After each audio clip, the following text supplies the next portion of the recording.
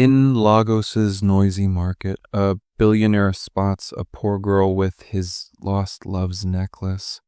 Will this star pendant reveal a hidden past? Watch their story unfold. The Oshodi market in Lagos, Nigeria, was a living heartbeat. The morning sun blazed, bathing the crowded stalls in golden light. Traders shouted over each other, their voices a chorus of Yoruba, Pidgin, and Igbo, selling mounds of red tomatoes, golden yams, and rolls of vibrant Ankara fabrics dyed in blues and oranges. Okada motorcycles zipped through narrow paths, their horns piercing the air, while women balanced baskets of smoked fish on their heads, calling out prices. The scent of sizzling suya, roasted corn, and frying plantain mingled with the sharp tang of ogbono soup simmering in pots. Children darted between stalls, laughing, their bare feet kicking up dust. Amid this vibrant chaos, 16-year-old Amara sat on a faded woven mat, her slender fingers arranging baskets she'd crafted from dried palm leaves.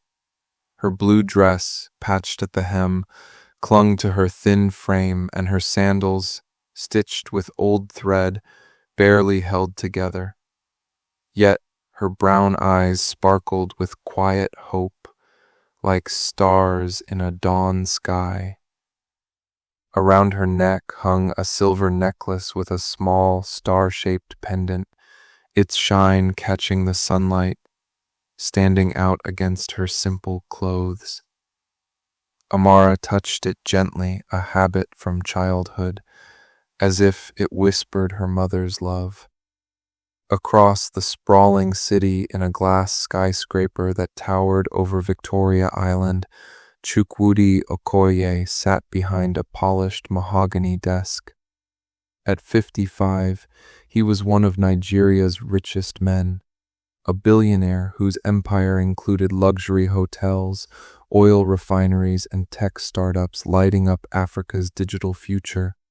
His office was a marvel, glass walls reflecting Lagos's skyline, a crystal chandelier casting soft light, and a framed photo of him shaking hands with global leaders. His suit, tailored in Milan, fit perfectly, and his gold watch ticked away seconds of his busy life. Yet, beneath the polish, Chukwudi carried a heavy heart. For 20 years, a memory had weighed him down, a love lost, a promise broken. He often stared out his window, watching ferries cross Lagos Lagoon, wondering where life had taken her. In his youth, in Enugu, Chukwudi had been head over heels for Nkechi, a teacher whose kindness warmed the village like sunshine. Her laughter was a melody, her voice soft yet firm as she read Anansi tales to children under a baobab tree, their eyes wide with wonder. Chukwudi, then a trader, hawking car parts in Enugu's dusty market, had saved for 6 months, skipping meals to buy her a gift, a silver necklace with a star pendant, crafted by an old jeweler whose hands trembled, but whose work was flawless. One warm evening, under a mango tree laden with ripe fruit, Chukwudi fastened the necklace around Nkechi's neck.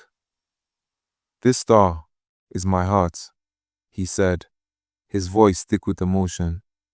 "I'll marry you one day, Nkechi, and we'll build a life together." Her eyes glistened, her smile brighter than the moon, as she kissed him, the crickets singing in the dusk. They dreamed of a future, but life had other plans. Chukwudi's ambition to build a business empire pulled him to Lagos, a city of dreams and hustle. Nkechi's father got a job in Jigawa far in the north, and her family moved. Letters arrived at first, filled with love and promises, but they slowed. Phone calls grew rare, the lines crackling with distance. The gap widened, and Chukwudi lost her. The star necklace a painful memory of what could have been. On this humid morning, Chukwudi felt restless. The hum of his office air conditioner couldn't quiet the ache in his chest. He remembered a Yoruba proverb his mother loved. The heart knows its home, even when the feet wander. He decided to visit Oshodi market, hoping its energy would lift his spirits. He told his driver, Musa, a loyal man with a gap-toothed smile, to park his sleek black SUV near the market's edge. Dressed in a simple linen shirt and trousers to avoid drawing eyes, Chukwudi stepped into the market's pulse. The smells of charcoal fires and fresh peppers hit him, stirring memories of Enugu's market where he'd first met Nkechi. He passed stalls selling kente cloth, plastic buckets, and heaps of okra, his ears catching snatches of highlife music from a radio. Then, his eyes locked on something that stopped his heart. A young girl sat on a mat, surrounded by woven baskets. Around her neck was a silver necklace with a star pendant, gleaming like a ghost from his past. Chukwudi's breath caught. It was the necklace he'd given Nkechi 20 years ago. He approached slowly, his palms sweaty, his polished shoes sinking slightly in the dust. Amara looked up, her brown eyes bright with a mix of warmth and caution. "Good morning, sir," she said, her voice cutting through the market's noise. "My baskets are strong, only 2,000 naira. Want one for your wife?" Chukwudi barely heard her. His eyes were fixed on the necklace, its star shape unmistakable. "That necklace," he said, his voice trembling. "Where did you get it?" Amara touched the pendant, her smile softening. "It was my mother's. She gave it to me before she passed away. It's my most precious thing." Chukwudi's knees wobbled. He leaned against the wooden stall, its rough surface grounding him. "Your mother? What was her name?" "Her name was Nkechi," Amara said, her voice low, tinged with sadness. "She was a teacher in Jigawa. She died 2 years ago." The name hit Chukwudi like a thunderbolt. He steadied his breathing, his heart pounding. "Nkechi," he whispered. "Can we talk somewhere quieter?" Amara hesitated, her fingers tightening around the pendant.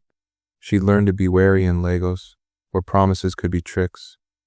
But something in Chukwudi's eyes, pain, kindness, maybe desperation, made her trust him.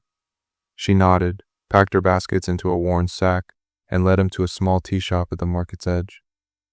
A rusty fan spun lazily, stirring the warm air heavy with the scent of boiled yam and stew. They sat under a faded red umbrella, and Chukwudi ordered 2 cold bottles of Fanta, their glass clinking on the table. "Tell me about your mother," he said, his voice urgent but gentle. Amara sipped her orange drink, her fingers tracing the bottle's cold surface.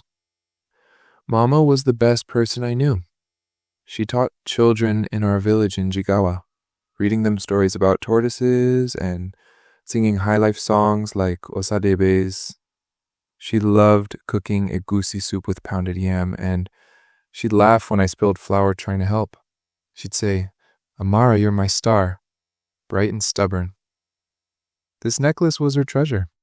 She said it came from someone she loved long ago, someone who gave her hope under a mango tree. When she got sick, she gave it to me, her hands weak but warm. She said, "Keep this star close, Amara. It's our light in dark times." It's all I have left of her now. Chukwudi's throat ached. He saw Nkechi and Amara's gestures, the way she tilted her head, the spark in her eyes. The mango tree memory clenched his heart. It was her. "Did she ever mention a man named Chukwudi?" he asked, leaning forward. "From Enugu?" Amara frowned, thinking hard, then shook her head. "No, sir. Mama didn't talk much about her life before Jigawa. She married my father, Ibrahim, and they were happy until he died. I was 3, so it was just us 2 for years." Chukwudi leaned back, his mind spinning. The necklace, Nkechi's name, the mango tree. It had to be her. "Why are you here in Lagos selling baskets?" he asked softly. Amara's smile faded, her fingers twisting the edge of her dress. "After Mama died, I was alone. My uncle in Ajegunle took me in. but he's a mechanic with 6 children. His house is small and there's never enough food. I came to Lagos to sell baskets and save money for school. I want to be a teacher like Mama, to help children read and dream. Chukwudi saw Nkechi's strength in Amara's eyes, her resilience shining through hardship. His heart swelled with a need to help, but he needed answers. Amara, I think I know something about that necklace. Can I meet your uncle? He might know more about your mother's past. Amara bit her lip, Unsure, but the man's kindness felt real. She nodded and scribbled her uncle's address on a torn notebook page. That evening, Chukwudi drove to Ajegunle, a neighborhood of cramped houses with rusted tin roofs, where laundry fluttered on lines and children kicked rag balls in the dust. The air smelled of burning charcoal and fried akara. Amara's uncle, Mr. Musa, was a thin man with deep lines on his face and hands stained with engine oil. He welcomed Chukwudi into his small home where a single bulb flickered, casting shadows on the cracked cement floor. Chukwudi sat on a wooden bench, the seat creaking, and explained everything: the necklace, his love for Nkechi, the years of wondering where she went. Musa listened, his hands folded, his eyes weary but attentive. Nkechi was my younger sister, he said, his voice low. She was quiet about her past, even with me. She moved to Jigawa with our parents, then married Ibrahim, a farmer. They were happy, but he died young, leaving her with Amara. Nkechi taught in a village school, raising Amara alone. When she got sick, malaria, then complications, we couldn't afford a good hospital. She wore that necklace every day, even in her final moments. But she never told me where it came from. She was stubborn like that. Chukwudi's chest tightened, his eyes stinging. Did she ever mention a man from Enugu? Someone who wanted to marry her? Musa shook his head, rubbing his chin. She said she loved someone once, but it didn't work out. She'd get this faraway look, but that's all she shared. Nkechi kept her heart close. Chukwudi's hope flickered like a candle in a storm. Another Yoruba proverb came to mind. The river does not forget its source. Chapter, he asked. When did Nkechi marry Ibrahim? 19 years ago, Musa said, counting on his fingers. Amara was born a year later, so she's 16. Chukwudi's mind raced. He and Nkechi had parted 20 years ago, just before her family moved. Could Amara be his daughter? The thought was overwhelming, a mix of joy and fear. He pushed it aside, focusing on the present. I want to help Amara, he said. I can pay for her school, give her a better life. I feel I owe it to Nkechi. Musa's eyes narrowed, suspicion etched in his face. Why? You are a big man. What do you want from a poor girl like Amara? Nothing, Chukwudi said firmly. I loved Nkechi. If Amara is her daughter, I want to honor her memory. Please, let me help. Musa studied him, then sighed. If you mean it, it would change Amara's life. She's bright, always reading Nkechi's old books, dreaming of teaching. She deserves more than this struggle. Over the next week, Chukwudi couldn't sleep. The star necklace, Amara's face, and Nkechi's memory consumed him. He stood on his office balcony, watching Lagos's lights twinkle, wondering if Nkechi had ever looked at the same stars. He hired a private investigator, a discreet man named Ade, to dig into Nkechi's past. Ade found records of her move to Jigawa, her marriage to Ibrahim, and her years teaching in a mud-brick school. There was no mention of Chukwudi, but the Enugu jeweler now frail and half-blind, confirmed the necklace was one of a kind, made for a young man named Chukwudi Okoye. Ade also uncovered a photo of Nkechi from her teaching days, standing with her students, the star pendant glinting at her throat, her smile as radiant as Chukwudi remembered. Chukwudi was certain now. Amara's mother was his Nkechi. Whether Amara was his daughter or not, he felt a bond stronger than blood. He returned to Oshodi market, where Amara sat weaving a basket, her fingers nimble, humming a highlife tune. The market was quieter now, the sun dipping low, casting long shadows. "Amara," he said, sitting on a stool beside her, "I knew your mother. She was my heart years ago. I gave her that necklace under a mango tree. I want to pay for your school and help you become a teacher." Amara's hands paused, her eyes wide. "Why would you do that? You don't even know me." Chukwudi smiled, his voice soft. "I see your mother's spirit in you, her strength, her light. Let me do this for her, for you." Amara was silent, her fingers tracing the star pendant. Her eyes searched his face, looking for truth. Finally, she nodded. "Thank you, sir. I'll work hard. I swear by God." Chukwudi set up a trust fund for Amara's education. He enrolled her in one of Lagos's best secondary schools, where she wore a crisp blue and white uniform and carried a new backpack filled with books. Her first day, she stood at the school gate, nervous but beaming, the star necklace tucked under her collar. Chukwudi also sent money to Musa's family, helping them move to a sturdier house in Ajegunle, with a cement floor and a roof that didn't leak. He bought them a new stove, mattresses, and school uniforms for Musa's children, easing their daily struggle. Musa, once skeptical, shook Chukwudi's hand, his eyes wet. "God bless you, Oga. You've given us hope." But the question of Amar's parentage lingered in Chukwudi's mind, a quiet ache. He didn't want to disrupt her life with tests or questions, fearing it might hurt her. Yet, he needed closure, not for proof, but for his heart. He visited Amara often, bringing her favorite puff-puff and chin-chin from a vendor near his office. They talked about her studies, her love for literature, and her dreams of opening a school one day. Amara's laughter, so like Nkechi's, warmed him, but it also deepened his longing to know the truth. One evening, Chukwudi invited Amara to his office, high above Lagos, where the city's lights stretched to the horizon like scattered stars.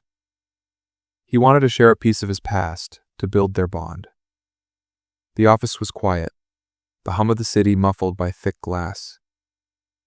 He pulled out a faded photo from a locked drawer, his hands trembling. It showed him and Nkechi under the mango tree in Enugu, young and in love, her smile radiant, the star necklace glinting at her throat. Amara gasped, her fingers clutching her own pendant, her eyes filling with tears. "This is Mama," she whispered, her voice breaking. You loved her?" "I did," Chukwudi said, his voice thick with emotion. "I gave her that necklace under that tree, promising her forever. I didn't know what happened to her until I saw you in the market." Amara's tears fell, her hands shaking as she held the photo. "She never spoke of you. But she touched this necklace and smiled, saying it was her star, her hope. Now I know why it meant so much." Chukwudi swallowed hard, his heart pounding. "Amara, I don't know if I'm your father. I don't want to change your life or cause pain, but I want to be part of it if you let me."